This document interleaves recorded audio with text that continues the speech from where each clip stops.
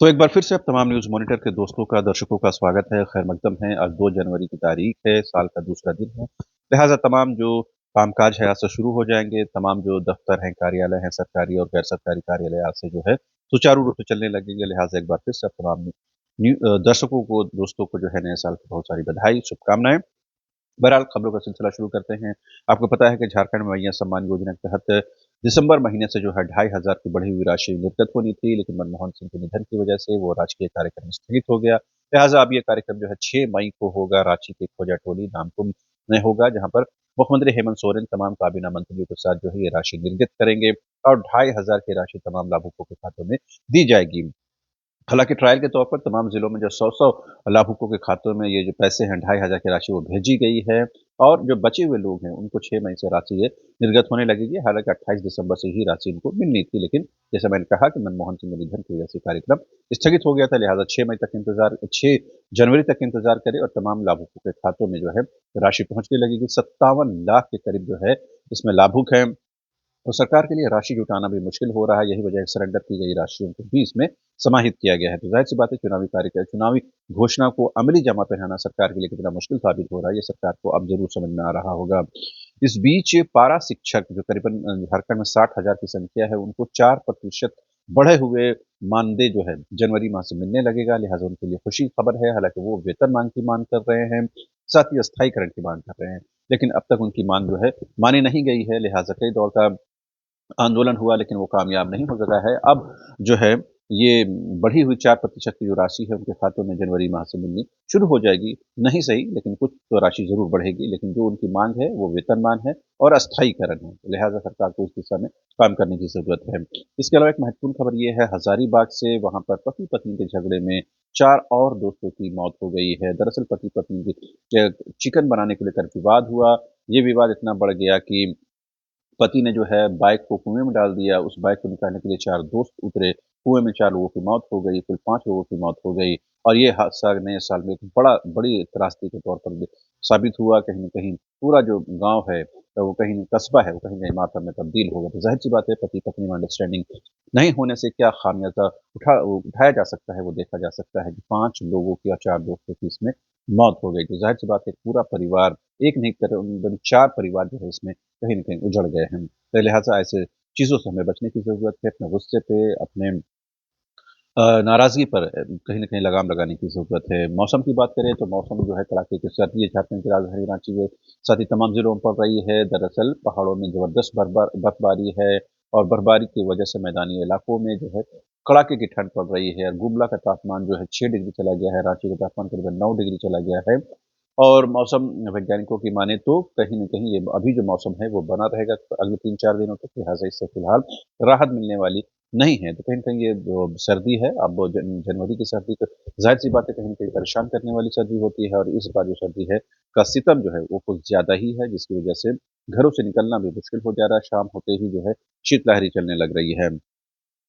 और इस बीच खरसावां में जो है खरसावां के शहीदों को कल याद किया गया, नमन किया गया। कल मुख्यमंत्री हेमंत सोरेन, पूर्व मुख्यमंत्री अर्जुन मुंडा समेत तमाम जो बड़े नेता है वो वहाँ वहाँ गए थे और उन लोगों ने कहा कि जो चिन्हित जिन आंदोलनकारियों को चिन्हित नहीं किया जा सका है, उनको चिन्हित किया जाएगा और उनकी पहचान की जाएगी और उनको सरकारी योजना से जोड़ी जाएगी। तो ज़ाहिर-सी बात है इसमें बहुत देरी हो गई है। 1948 की ये घटना है, जब सैकड़ों आदिवासी समाज के लोगों को गोलियों से मार दिया गया था, लिहाज़ा उनकी याद में खरसावां शहीद दिवस मनाया जाता है और झारखंड के जल-जंगल ज़मीन की हिफाज़त के लिए इस कुर्बानी को, इस बलिदान को हमेशा याद रखा जाएगा।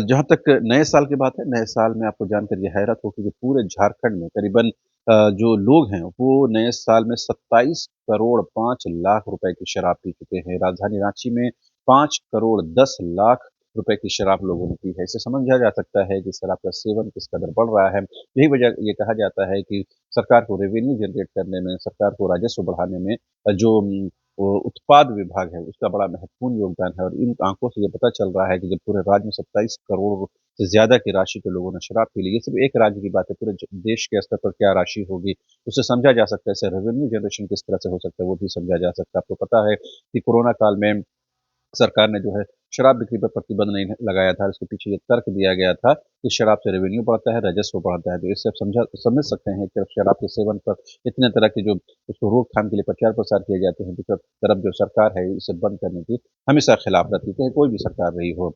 बहरहाल, अब बात करते हैं दिल्ली के पूर्व मुख्यमंत्री अरविंद केजरीवाल ने आरएसएस यानी कि राष्ट्रीय स्वयंसेवक संघ के प्रमुख मोहन भागवत को पत्र लिखा है, जिसमें 4 सवाल पूछे गए हैं, जो 4 सवाल बीजेपी से जुड़े हुए हैं। उन्होंने कहा कि बीजेपी जो है, वो पैसे के बल पर विधानसभा चुनाव जीतना चाहती है। बीजेपी जो है लोकतंत्र को कमज़ोर कर रही है।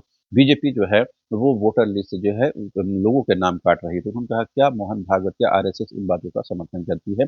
आरएसएस के तरफ से इसका कोई जवाब तो नहीं आया, अलबत्ता बीजेपी ने इसका जवाब दिया है।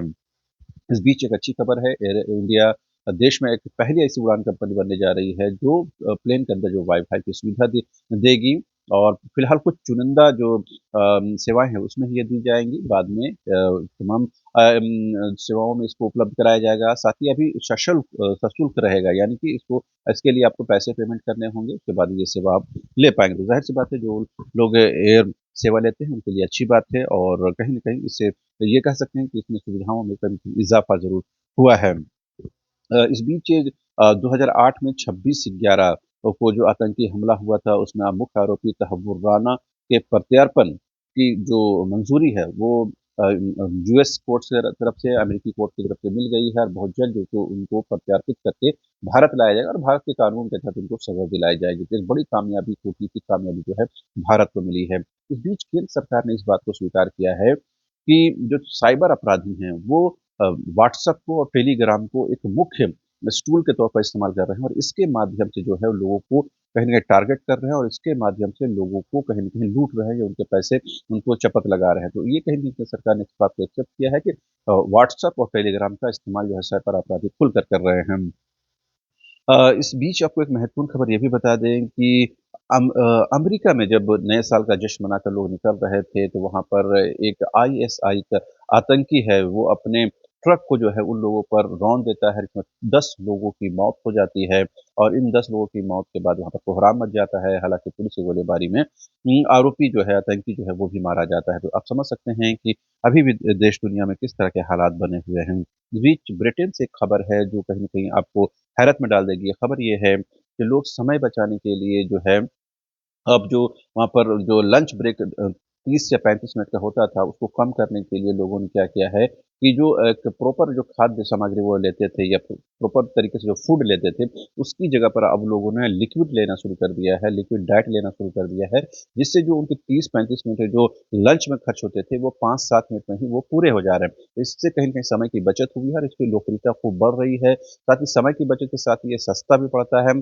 और कहीं न कहीं लोगों को ये पसंद आ रहा है। लिहाज़ा आप समझ सकते हैं कि समय बचाने के लिए लोग जो है, वो अपने लंच में, अपने खाने-पीने में भी संशोधन कर रहे हैं, और एक भारत में जो है, लोग जो हैं, ये देश दुनिया में कई जगहों पर ऐसा देखेंगे कि आप लोग सिर्फ़ मोबाइल फ़ोन में बेफ़ालतू की चीज़ों को देखने के लिए अपना घंटों-घंटों जो समय है, वो बर्बाद कर रहे हैं। ब्रिटेन के लोगों ने बताया कि नहीं, 1-1 मिनट काफ़ी है, बहुत ज़रूरी है, उसे बचाना ज़रूरी है, लिहाज़ा उन्होंने अब जो है लिक्विड डाइट लेना शुरू कर दिया, ताकि इससे समय की बचत हो। बहरहाल, अभी के लिए इतना ही। आप तमाम दर्शकों का एक बार फिर से शुक्रिया। Thank you so much.